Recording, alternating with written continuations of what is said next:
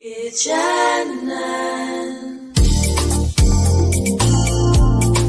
Hello, and welcome to Keeping It Real with Shannon Live. It's Friend to Shannon. them because you don't know how it's going to turn out. It's Shannon. It's Shannon. My kids empowered me to get out. What's going on with this remote learning and in the midst of COVID? Working for different elected officials, learning and understanding how to put the community first.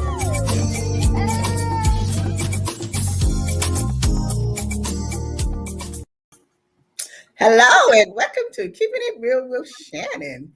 Thank you for joining us tonight. So let me say hello to my co-host, Absolutely. Dr. Vanessa. How you doing? Hello, Lottie. How are you? Well, I'm just great. I'm excited to talk to our guest tonight. We wanted to highlight someone for, this is Black History Month, so it's a good time to highlight someone who has, changed his life and now changing others' lives. So we're going to introduce him and bring him on at this time. Absolutely. Our special guest today is Mr. Antonio Hendrickson. He has returned back to our community since November 2013. While incarcerated, he had a vision that developed into a self-improvement program where he taught and helped rehabilitate more than 400 inmates. With his vision and self-discipline, he founded Lead by Example and Reverse the Trends, Inc., a violence prevention mentoring program for at-risk youth, men and women. As a self-educated counselor, motivated speaker, evangelist, and chaplain, his motto is, we can, we will, we shall stop the violence. Let's welcome Antonio to the show. Well, welcome to the show, Mr. Hendrickson. Thank you. How are you? I'm fine. And thank you for inviting me to your show. I'm very happy to be here. Well, let's get right into it because you have so much to say and so much to tell us. So let's just start off with who is Mr. Antonio Hendrickson, and then tell us a little bit about your journey. Okay, well, my name is Antonio Hendrickson.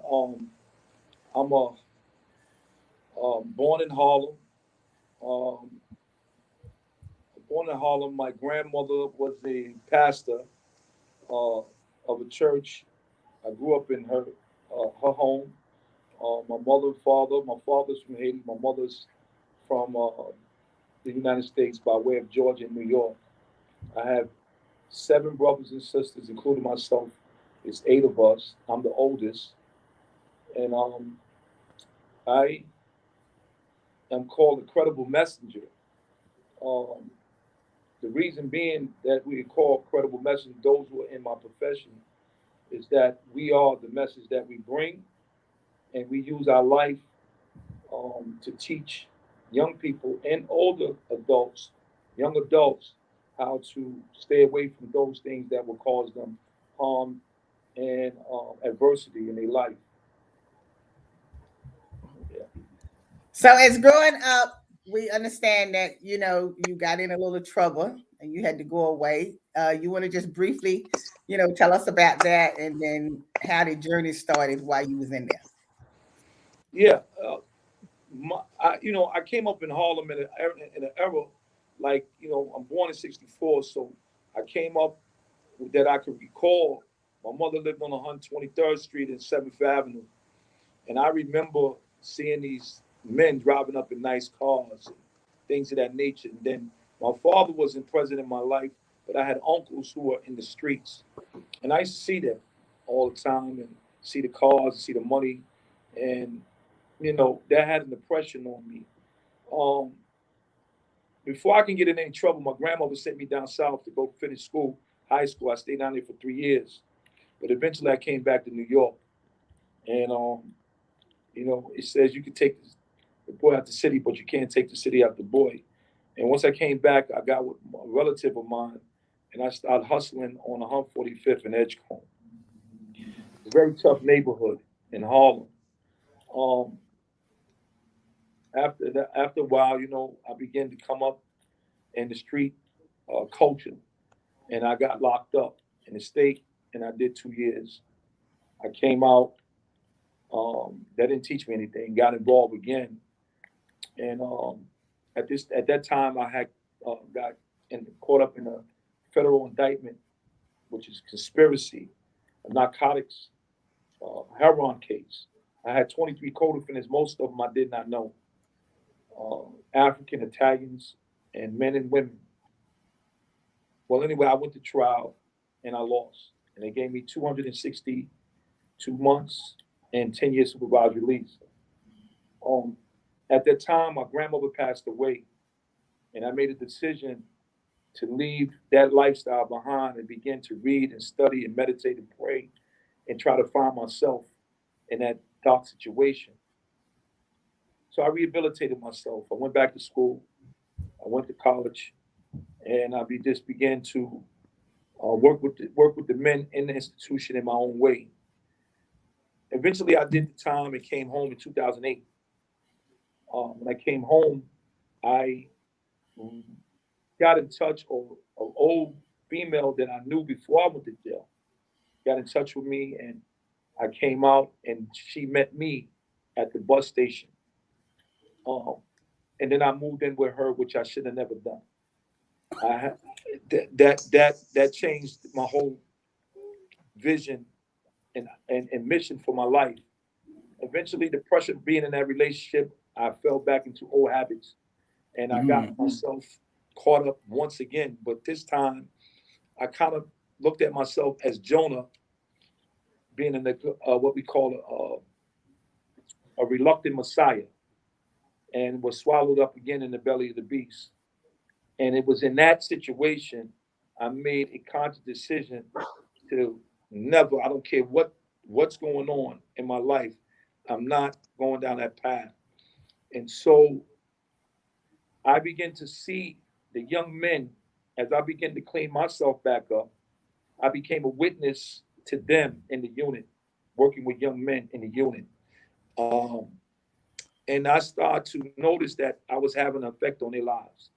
So I went to the law library and I studied and learned that if I can help these young men help themselves, it might reflect in them getting a lighter sentence as well.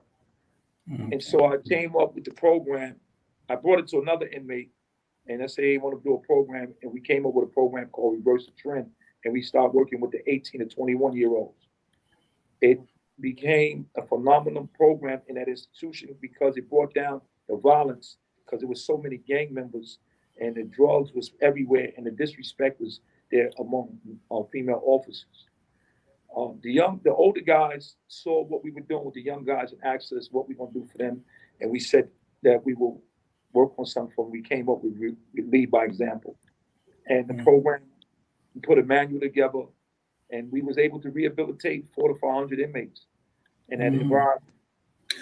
So through that program starting while you were in prison, that was the changing of your life. So you changed your life.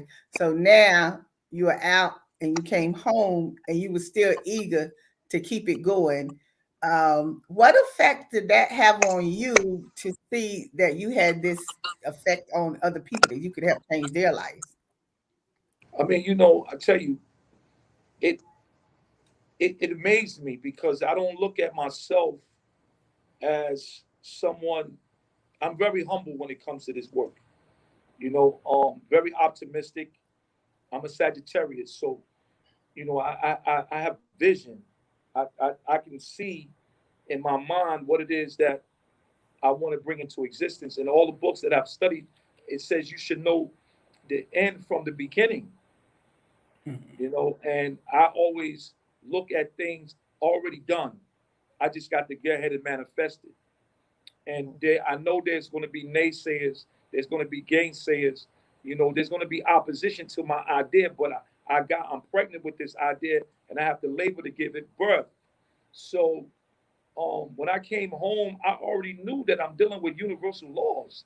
I'm dealing with principles, and these are immutable. They were here in the time of Jesus, Moses, Abraham, and before them. These laws will never change. So I became wise to these laws, and regardless to what environment that I'm in, I can implement these laws, and I will get some results.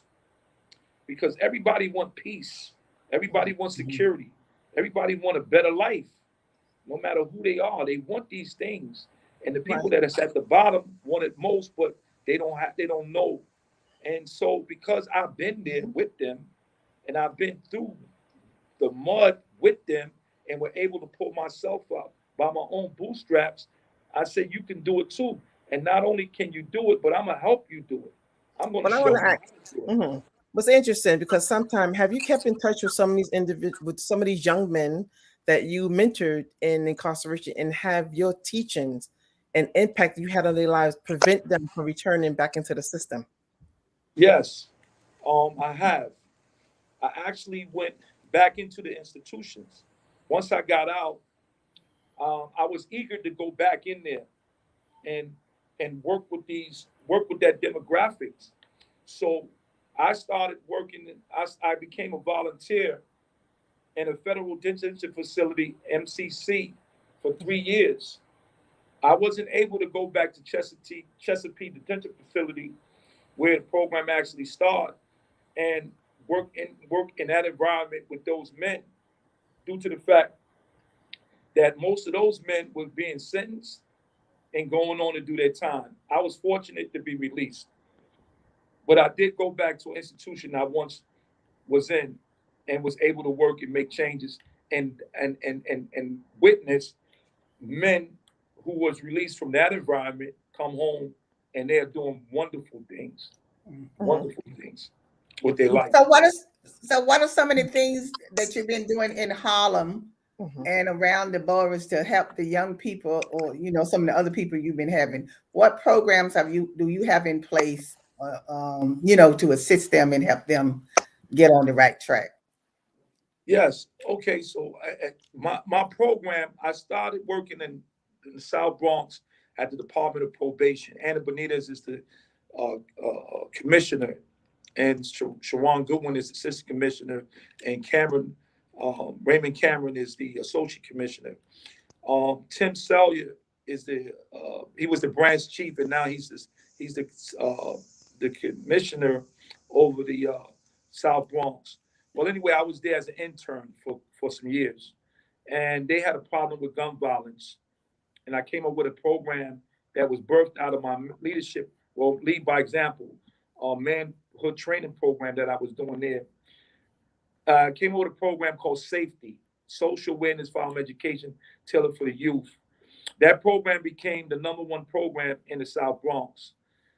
So much so that Anna Benitez and Vanessa Gibson, who was a member of City Council, who is now the Bronx Borough President, was talking about my program and talking about me and the effect that my program had in the South Bronx. Thus, my program became citywide. Went into northern Manhattan, southern Manhattan, Brooklyn, Queens, and also Staten Island. And we So were not able to, to, not to cut you off, Mr. yeah, Henderson, but I want you to hold that thought because we have to go to break. And when okay. we come back, finish your thought and we'll get into your actual programs. So we'll Yes. be right back. It's Shannon. It's Shannon. Jason, let's go see your room.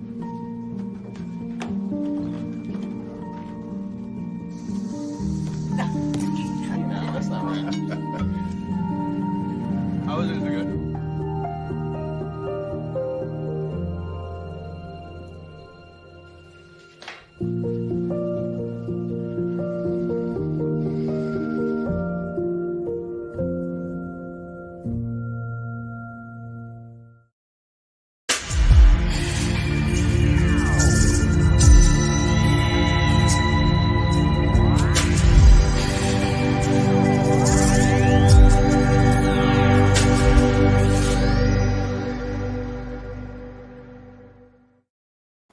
Welcome back to Keeping It Real with Shannon. If you were just joining us, we are talking to Mr. Antonio Hendrickson. And before we went to break, we was talking about some of your programs, and I want to get to the specific programs that you do. I know one of them is basketball. Yes, That yes, you yes. I call it basketball therapy. Well, I mean, that's a good thing. Basketball therapy is good, but I just want to ask a question real quick. Looking at the climax today with the violence that's going on in the city, Have you tried to implement your programs in conjunction and collaboration with other programs that the mayor has implemented to bring youth to put the guns down? Yes, yes, yes. I want to give a big shout out to Reverend Alfonso Cohen. He's a Mhm. very a partner. His program is called TAG, Teaching the Generation. He operates here in Harlem, and he works in the schools at Thurgood Marshall, and he also trained newly recruited officers on community engagement. Me and him has been working together with the anti-violence approach with the teens. However, before him, Reverend Williams, may he rest in peace, we Mhm. did a lot of work in Harlem. We did something called Shut the Block Down, and we would bring the DJ, and we would have the streets cut off, and we have our credible messengers who are former gang members, former drug dealers, etc., speak to the people in the hood that will hear us because they have a reputation. Speaking of the mayor, I met and I know Eric Adams. He's a great. I remember when he was the Brooklyn Borough president. Yes, he has called all of us grassroots organizations that got boots on the ground together. And every Saturday, once a month, we gather to talk and strategize on how we could be working together under one umbrella under his leadership. So, yes, we are working towards that. I do a lot of work with NYPD as well with a program called Ceasefire. The purpose of Ceasefire is to keep young people safe, alive, and out of prison. And they have law enforcement on one side of the room, and on the other side is service providers. My role is the voice of redemption because I was somebody that done been there and did that, and now I've transformed my life in doing a lot of things that are productive and no longer counterproductive. So, I've Mr. been, Henderson, well, I want to get right to the point. You know what I like to get right to the point, to the root here. So yes, let's just get to the point. I'm glad you brought that up about, Eric trying to get everyone together or the organization together to work together to do. But my concern still is, even we have all of these organizations, everybody say they're working with the people on the street. They're saying that, we're doing this to stop gun violence. But I'm not saying that the organizations are not doing what they're supposed to be doing, but still, it just seems like it's just not getting any better. I mean, there's so many shootings every single, look like every minute, because every day you can't even count them anymore. There's so many people, and particularly it's young people with these guns in their hands. So, like, I need to understand more as what is actually happening on the ground to get these guns out of some of these young people hand and older people hand that have all of these guns running around here. And then, even with the new bail reform, we talked about that last week about, people not going to having to pay bail and not going to jail and all like that kind of stuff. But then we don't want to talk about the black on black crime. We never want to talk about that. But that's what's causing the crime. We're killing each other.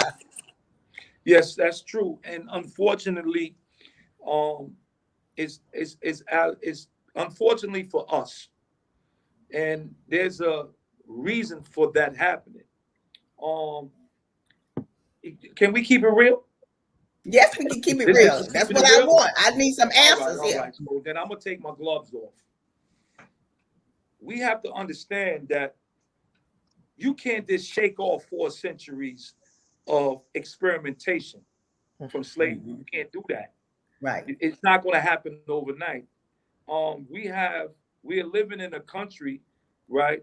And we're trying to fit in a country that has already rejected us. The educational department has become a slaughterhouse for our children. There's a book called The 13th Amendment. There's a school to prison pipeline that's not being addressed. So Right.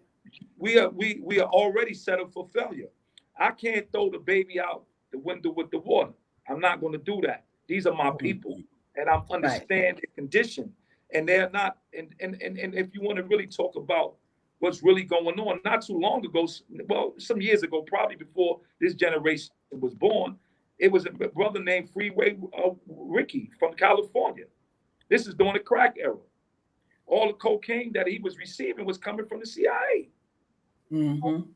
So this thing is bigger than us. We're not wrestling against blood. Right. We're Well, wrestling against we principalities, spiritual wickedness in high yes, places. These men I are agree. plotting I to force agree. the death Mhm. of people while they sleeping. So Mhm. when you see guns coming in the community Mhm. and you see these young boys getting these guns, it's a lot of things going on. You got social media, you got these movies, Mhm. you got these videos that's out there. They don't have both parents in the home. These are young women having babies. They're 30 and their daughters are 16 and they hanging out together. But It's Antonio, a lot. I It's a understand. lot of moving parts. Right, Antonio, I understand very well, but we know the system is working how it's designed to work. So, how young do you think? How young of age did you think that we need to get the kids' attention so we We can need to go kind of to intercept? elementary So we school. can intercept that school, the pipeline, the prison mentality.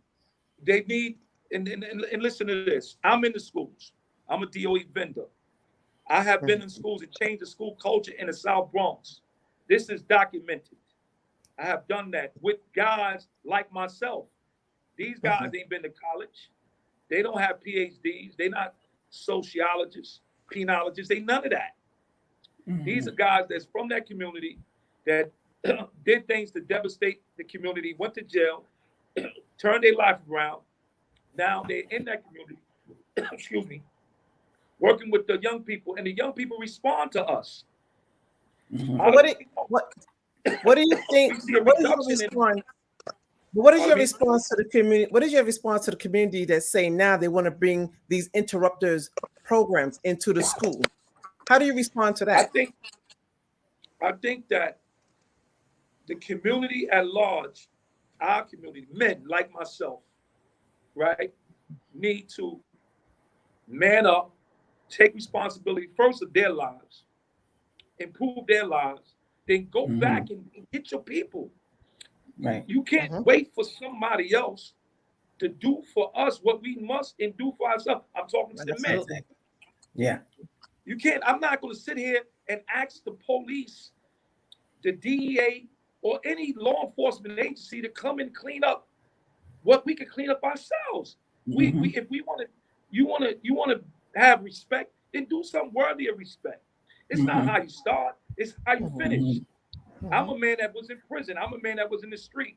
But I look at my life now. I own about 5 businesses in Harlem. I hire young people. They're getting another look of success. And I do everything I Well, we hope we get him What back happened? with the message. This is getting just too good to just let go. All right, well, I guess he'll get back on as soon as he can, as soon as we get hot. He goes off. But I'm glad he brought it up. But I'm glad he brought it up about the men getting back involved and taking back what they should be taking back, because that's a lot of the problem right there. The men needs to start being men as far as fathers. Go just because you and the woman don't get along with each other and you don't like each other, that has nothing to do with your children, particularly when you got male sons, that those fathers need to be involved in those male children's lives and help keep them on. I mean, a woman I don't say that we can't raise them as males, but we still need that male figure. Even if it's an uncle or grandfather, whomever needs to be in that child's life or whatever. It takes more than just the parent raising kids. It's like they said in the old days, it's the whole village. Like you said, the men need to start being men, get back to the table, get back to your family, and get back to helping to take care of your children. And to forget about the nonsense between you and you don't like the woman and she don't like you and all this nonsense. Yeah, I don't even care about that. You know, we ain't got time for that. I'm gonna tell you something. If I watched this, it was Living Color was on a lot of years ago, right? And it was a skit. It was supposed to be funny, but it wasn't funny to me. And so it was a lady. She was going through the museum and she was looking at dinosaurs and the Paleolithic man, Neanderthal man, and cavemen and things of that nature. And she's explaining to the children as she goes through. Then they had an image of a guy. He had on a do-rag and a baseball cap. His hand was sagging, pants was sagging. He had a blunt in one hand and a 40 in another. And she said, "This is the homeboy. He used to be around. He used to be here." And so I look at that to say that if we do not step in, right, and walk into hell, because that's what it is. Hell means to be cut off, isolated, restricted, without fear, with love. Because love casts out all fear, and go after our people, our young people, relentlessly, continuously, not asking for nothing. I don't care. Eric Adams, he can't give me a dime to do this work. I started out with nothing. They don't give me nothing. I don't get nothing from none of them. I do the work, and I might get a contract or RFP, request for program. I do my work. I take the money. I parlay it into business because I got to be independent and create revenue to give my people a chance. But going back, but Antonio, going back to our young people, when Vanessa said earlier about things that we have to do, but also too, we have to stop being afraid of our young people. And the parents have to stop being afraid of their children. That's the problem. The parents are afraid of their children today. They're too scared to even say something back to the children when the children say something to them. Because when a child can curse you out and you sit there and look at them and talk about, this is how they talk to me. Now we got a problem. We got a problem. You know. Yeah, we do have a problem. You know, because when I used to tell the parents about, you know, you need to discipline your kids, but they didn't think that the kids should be disciplined when the kid is telling you to shut the F up and all this kind of stuff. When do we allow children to talk to us like that? We didn't never allow children to talk to us like that. Can I tell you? Can I help you with that? Please There's do. something called ACS, right? And there's something called these laws that they put in place where parents, right, if they admonish or chastise their children, the child can call ACS on the parents. Yes. Okay, hold up. Hold up. Hold up. Hold up. We're gonna talk about that ACS, but right now we got to close out the first part of this show, and we're gonna come back for the after show for you to tell me about ACS, and then I'm going to tell you about ACS as well. So for this part of the show, we want to thank you all for joining us, and we hope you enjoyed the show. We want to thank Mr. Antonio for coming on and sharing his experience and what he's doing up in Harlem and around the borough. So we want to thank you again for joining us, and as always, we'll see you next time. If you want to join us for the after show, you go to Facebook and YouTube. Take care, and as always, we'll see you next time. Absolutely. Today's show is sponsored by Abu's Bakery. If you have a sweet tooth, stop by Abu's Bakery for some delicious cakes and pies. It's Shannon. It's Shannon.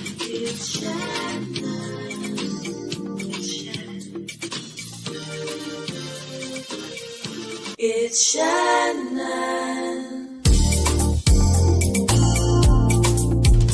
It's Shannon. It's Shannon. It's Shannon. It's Shannon. Keeping it real.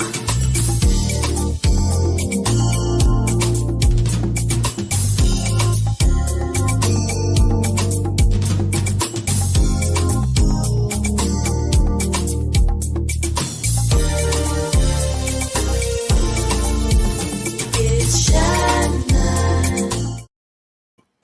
Hi, welcome to our after show. So I hope you stuck around because I definitely want to tell Mr. Hendrickson about ACS. Now, before you get to ACS, let me tell you my version of ACS.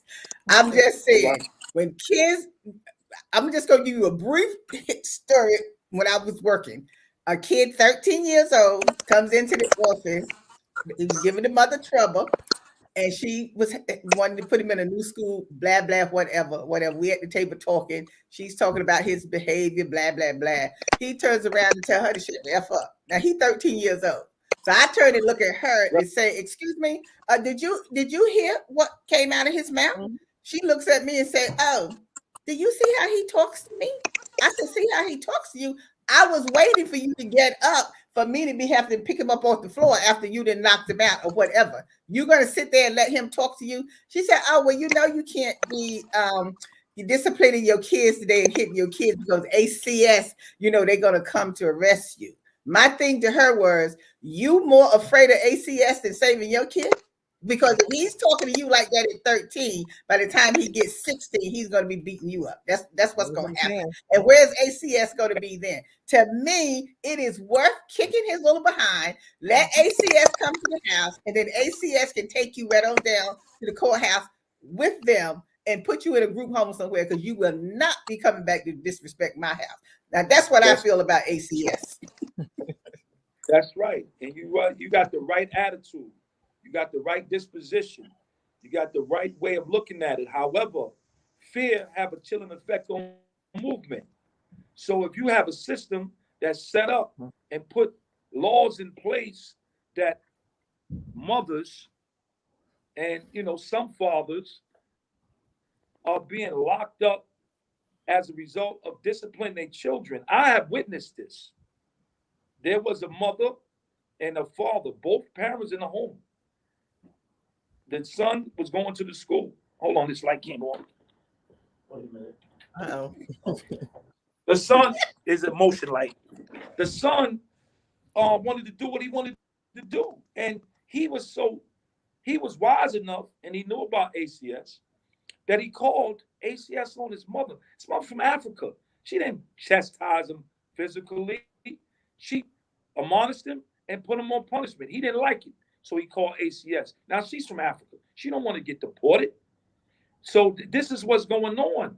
And he runs around and act a fool. But when he was in my program, I became like a surrogate father. Me and his father was friends, and I said, I'm here to help you with him.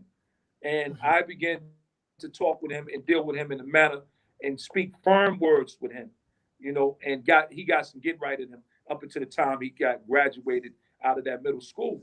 But I have witnessed that on several occasions. So this fear of being locked up, prosecuted, or deported back to your country is there. And these children. Well, the problem.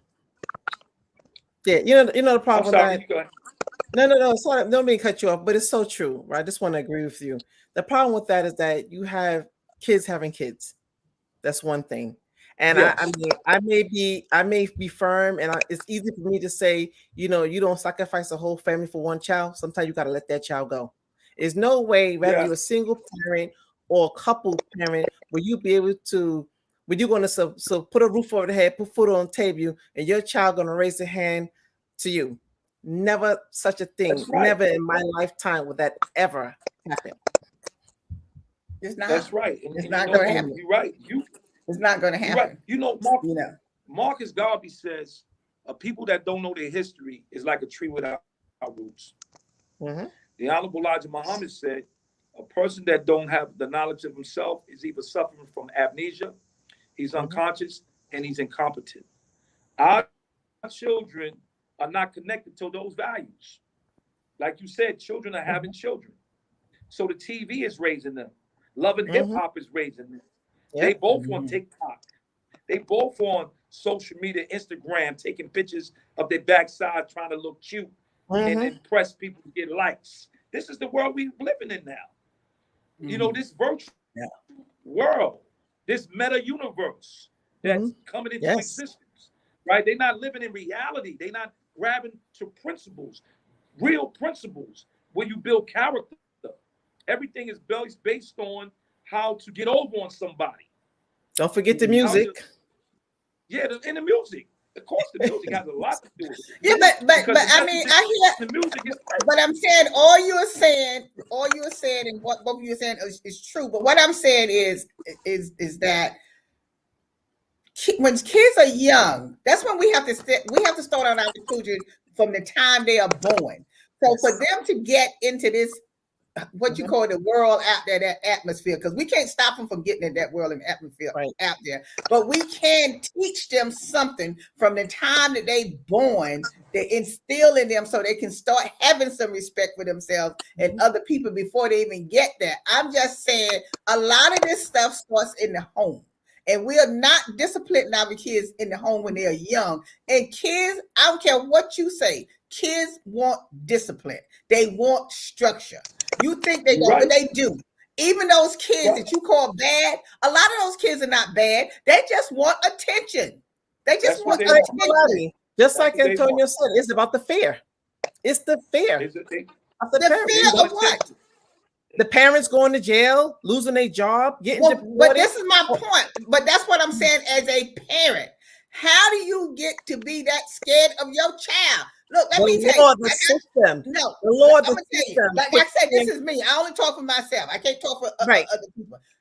I always told my daughter, the day and hour that you call some people to come here to arrest me, I'm not leaving here without a reason to be arrested. And then I get arrested and go and do what I have to do. But you won't set foot back in this house again. I don't care. You will not come back to my house, because if I'm working to take care of you, and I got to get out there and put up with this nonsense on a job every day, and then I got to come home and be stressed out for you. It's just like when I tell the parent about being of your kids should be afraid of you. I don't mean your kids should be afraid of you like you go hurt them or kill them or something like that. But your kids should have some kind of fear of you. My father could turn around and look at me, and he didn't have to say anything to me. I got the message just from the look that he was giving me. But today, it's like the parents don't want to say anything to the kid, and don't want you to say nothing to them. Because just like I said with the little boy in the office, I said to him, open your mouth again. Open your mouth again and be disrespectful to your mother. He didn't say nothing to me. He could easily say something to me. He doesn't know me, but he didn't say not one word to me. But if you notice, Lottie, when the police step in, the parents are the first ones defending that child. This is what I'm saying. Exactly.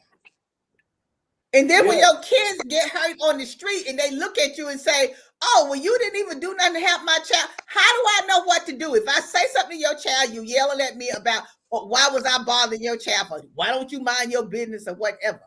We all supposed to help look out for each other's children. I'm going to tell you something. You said something in the beginning of this interview about the village, and you're so right. I remember I was a little boy in Harlem on 111, 112th Street. I believe I was maybe 5, 6 years old. I wasn't even in school yet. And I went to the store to get something for my grandmother, I believe. Instead of crossing the street at the corner, waiting for the light to change, I ran in between the cars and almost got hit by a car. When I got on the other side of that street, there was a stranger. And that stranger hit me on my behind twice and said, boy, don't you ever do that again. Exactly. And you know what I did? Exactly. I went home. I didn't say nothing to my grandmother, and I never did it again. That's the because you know better than to say something to grandma, because grandma's exactly, gonna keep got it again. If you'd have told grandma, you would have got another licking. Because that's what it was back then. But nowadays, so even to say anything with that young man, what you did with that young man in the presence of his mother, you admonished him. You did what she's supposed to have done. You spoke firm words, and and the energy and the force behind it it resonated in him, and he know that he's dependent on her, but she don't know that. Well, if she do know it, she don't use that as leverage to chastise a child.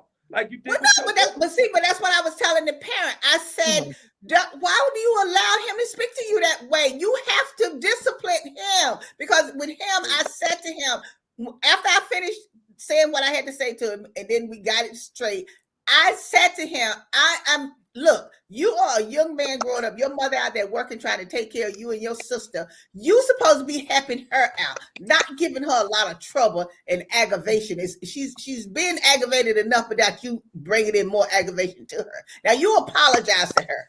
I made him sit right down and apologize to her. And then I said to her, well, do you need, when he left the room, I sent him out of the room and everything. I said, do you need to come to counseling or something?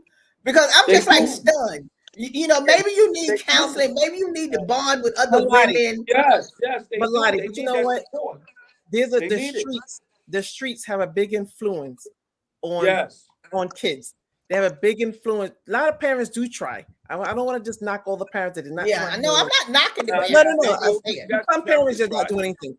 But there's a big influence out the street. You got kids out there getting $100 a day, wearing what they want, not going to school, doing what they're doing, feeling how they feel. And this is what's dominating the household. So when Antonio's out there talking to these youth and out there and trying to get their mind right, get their mindset about what direction they be going, we can only applaud him in that sense. But there's so much work that has to get done. I'm not saying we don't applaud people people No, for I what know. they do. I'm I saying, know. how does the kid get this far? How How do you get have from birth to because that you have far? the outside is taking over the household. And like I said, the work that he's doing and the boots that's on the ground is just not enough people in that village to keep these families and the kids and have that mindset right. and have that vision and be straight. That's part of the problem. It's not enough people getting involved. Why know then what? if you try to get involved, I they don't I want gotta you involved because they'll tell you not to say nothing to their child. So how can you get involved when you're trying to help them? I got a suggestion, and I think this is what's going to help solve the problem in a measure, and it can probably become contagious. It could probably start right here among us. Mhm. It is written that our people are destroyed for lack of what? Knowledge, not love, not money, but knowledge. Mhm. And we know that for a long time we were kept away from knowledge. We need prerequisite knowledge. We need real knowledge, the stuff that you're talking about, right? Because they need to be trained. They need to be instructed on how to rear a child, how to act, how to conduct themselves first. A child is going to model themselves after the most important people in their lives, and it most likely is going to be their parents or grandparents or somebody that's connected with relatives coming up because they know they're vulnerable. But if that person is not disciplined themselves and they don't say please and thank you, and they ain't having these conversations in the presence of children, and they're allowing them to listen to things and they're not censoring nothing, then that child is going to be don't have a filter. It's all these things in their head. They're going to think that these things are all right. Exactly. So what we need to do is have a manhood and a womanhood training class. That's what they need. Just like you go to school to become a doctor, you got to go to school to become a parent today. Because if a doctor make a mistake in a surgery with you, what is he? You can charge him with malpractice and so there's consequences to that. If a lawyer do something in court, you can go to the bar association and you can charge him for ineffective assistant counsel. What about a parent? You raising that's what I'm saying. This is exactly what I'm saying. That you up there worried about ACS and what they're gonna do to you, like that. But then when they go outside and police and everybody else knock them in the head, then you out there crying and carrying on about what they did. So what is the difference? So you beating them? What is the difference? You beating them when somebody else is out there beating them. So you might as well beat them to try to get them straightened out before they get out there to have to be beaten up by somebody else. That's what I'm saying. You don't have to beat your children. You can discipline your children. Some kids you can just talk to, but some kids you need to put that foot where it belongs. I'm sorry. Well, you know ain't what? nothing wrong with putting that foot where it belongs. Something you said about the training of a child from the womb. I read a book about the development of the child, the fetus, when it's in the womb. And they said in that book that the most important time is from 0 to 1. Exactly. Yes. 0 to 1. The mother is the first teacher. What is she feeding her brain? Exactly. As well as her body. That's going into that child. That's formulating what? The DNA attitude that this child might have coming out of that. And then continue to reinforce it once the child come into existence. This is a problem that need to be addressed, and we have to have meaningful discussions with these parents so they can be trained properly. I don't like to say, okay, I know what the system have done. I already know that. And that's why I don't throw the baby out with the bathwater. But I do take responsibility for my own actions and my people. You understand? I know you in this condition, but I also know you could come out, especially when a man or a woman come in your midst, bringing you the proper information to do it. Exactly. And you refuse to accept it. You refuse to accept it and complain about what happens when things don't go right in your life. But you're absolutely right. You're absolutely right. But what they say, right? We like black and brown people lack the knowledge. So what they do, if you want to hide something from someone, you put it in a book because people do not read. They do not read. And they got books that will read to you. They got books that will read to you. No, but the thing about it is, I want, I don't want parents to think that we beating up on them or anything like that. But what I'm saying is, we have got, with parents have got to start coming together and do more. Don't be worried about the outside agencies and people like that. Worry about making sure your child is on the right track. There's ways of dealing with. Look, all kids try you. Okay, I can't say it. Now, some people have children, they don't never give them any problem whatsoever. But we sometimes have kids who do give us problems. But you got to stand your ground with that child because they're going to try you regardless. They're going to try you. But you have to be a parent that stands your ground and let them know you mean business. And if you can't respect my household, then you don't need to be here. You don't need to be here if you can't respect my household. So if you think you're grown and you can take care of yourself, then all well and good.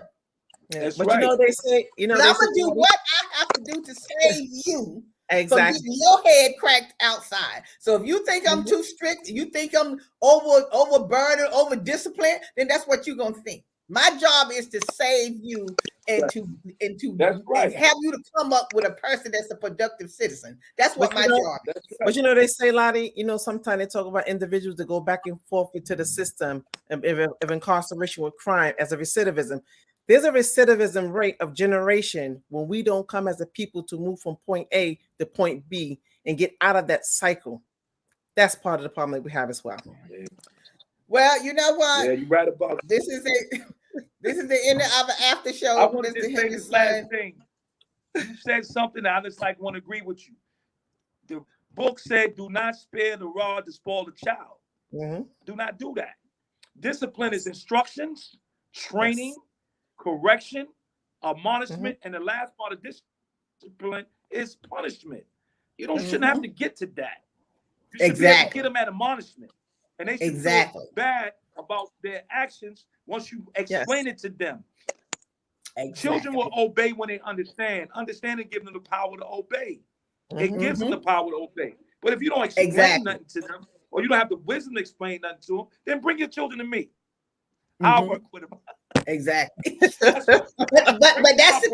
what you, even though what you said, Mr. Henderson, even with your programs and everybody else's program is Happy to Kids, just us as individual adults, we still have to say something to these young people when we see them doing things that they don't have no business doing. Right. It's kind of like when I go down the street and I hear the guys on the corner, they'll be standing on the corner talking and they be saying like, oh, that bitch, she did this, she did that, And then like sometimes I would say to them, excuse me, who you calling a bitch?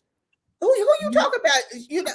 Oh, miss, that's just the way we talk. I said, but who are you talking about? You talking about your girlfriend? Because if you calling your girlfriend a bitch, that's just like calling your mother a bitch. She's a woman. That's not how you talk about your girlfriends and stuff. Right. How come you can't say, well, my sweetie, she did this, she did that? Why you out here calling her all of those names and stuff like that, and stuff. And so, like, my friends, they would tell me, you keep on saying something to them, they're going to be there to knock you out and kill you. I said, no, well, if that's the way I'm going, that's the way I'm going. But if I see them talking like that, I'm going to say something to them. Lottie, you know what? You're going to have to make another time. You're going to have to make another time. What were you saying, Antonio? I said you keep doing what you're doing. No, I was just agreeing. Continue to do that because they're not going to do anything to you. You are doing something for them that they really innately appreciate. Yeah. Niggas, nobody. No, because I just tell them. I said, look, I'm a woman. I don't want you talking about me like that. You shouldn't talk about your woman like that because that's just like talking about your mother. Call her sweetie or find some little name that you want to call her, whatever. But stop calling her no bitches and hoes. Well, and stuff like Lottie, that. Lottie, we're gonna have to bring Antonio on another time. So we got so much to be talking all night. Okay, so this is our after show. Thank you, Mr. Thank you, Mr. Henderson, for coming on. And talking, and we're gonna talk again. We'll come back again and we'll talk some more or whatever. But thank you for joining us, and thank everyone who stuck around for the after show. And as I always say, we'll see you next time. Bye. All right. Good night.